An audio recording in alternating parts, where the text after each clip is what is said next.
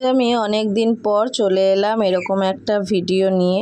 সচরাচর আমি এরকম মুখ দেখিয়ে ভিডিও করি না, তো আজকে ভাবলাম সবসময় তো সব মানুষেরই একটা বদলানোর দরকার, তেমনি আমিও ভিডিওতে একটু বদল এনেছি।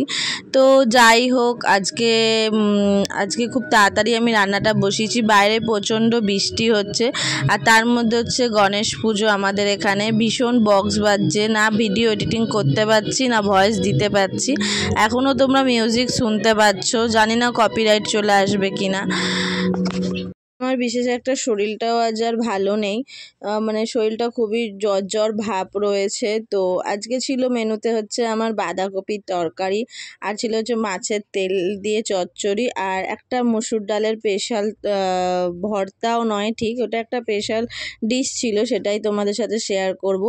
ভিডিওটা সম্পূর্ণ আমার ইউটিউবের জন্য বানানো হয়েছিল। এই ভিডিওটা আমার ফেসবুকেও ছাড়বো। এবারে কালকে আমার বাড়িতে গণেশ পুজো ছিল আমার বাপের বাড়িতে, সেই ভিডিওটা আমি অনেক চেষ্টা করছি ছাড়ার, কিন্তু কেন জানি না ভিডিওটা দেওয়া যাচ্ছে না, দিলেই ইস্যু চলে আসছে, সেজন্য ভিডিওটা ডিলিট করতে হচ্ছে। এই যে মসুর ডালটা আমি আগের দিন রাতে ভিজিয়ে রেখেছিলাম, আগের দিন রাতে ভিজিয়ে না রাখলেও সকালে ভেজালেও চলবে, যেহেতু আজকে আমি সকাল সকাল একটু রান্নাটা করেছি, সেজন্য একটু রসুন কুচি দিয়ে আর মসুর ডালটা থেতো করে নেবো। আর ওখানে বাঁধাকপিটা ছোট গ্যাসে বসিয়ে দিয়েছি, আর এদিকে হচ্ছে তেলটা গরম। তোমরা সবই যেন রান্নাটা দেখছো, আর যদি ভিডিওগুলো আমার ভালো লেগে থাকে তাহলে একটুখানি প্লিজ আমার পাশে থেকো। আর সবথেকে বড় কথা কি জানো তো,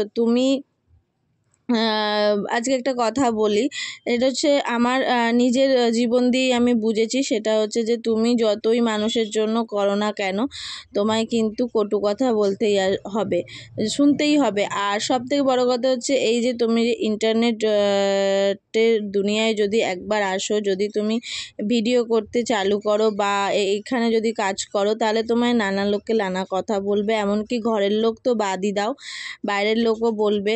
যেমন আমাকেই শুনতে হয়, কিরে ভিডিও করলি কত টাকা পেলি, ভিডিও করছিস কত টাকা পাচ্ছিস, তোদের আর খেয়ে দে কাজ নেই, কী করে ভিডিও করার সময় পাস রে, আমরা তো পাই না। তো এরকম নানা কথা শুনতে হয়। সেসব কথায় আমি অনেকের কাছ থেকে শুনেছি যে কথা কানে নিও না, কথা কানে নিলে নাকি এই প্ল্যাটফর্মে কাজ করতে পারবে না। তো যাই হোক, কথা তো আমি কানে নিই না, এটা আমার অভ্যাস হয়ে গেছে কথা আমার কানে না নেওয়া, কারণ এরকম এর আগে অনেক কথা আমি শুনেছি।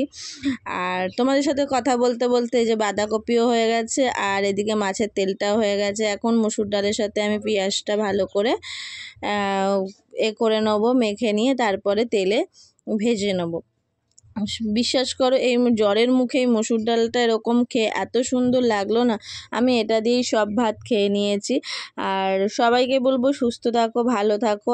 আর সবথেকে বড় কথা হচ্ছে এখন যা দিনকাল পড়েছে, বাজারকাল পড়েছে, প্রচণ্ড জিনিসের দাম বেড়ে গেছে, মানুষ কোনটা ছেড়ে কোনটা খাবে জানে না। যেমন মাছ মাংস তেমনি শাকসবজি সবের দাম বেড়েছে। তো আশা করব আমি একদিন দুদিন ছাড়া এখন বড় ভিডিও তোমাদের সাথে উপস্থাপনা করতে। আর এই ভাতটা দিয়ে এটা দিয়ে খেতে এত সুন্দর লেগেছে।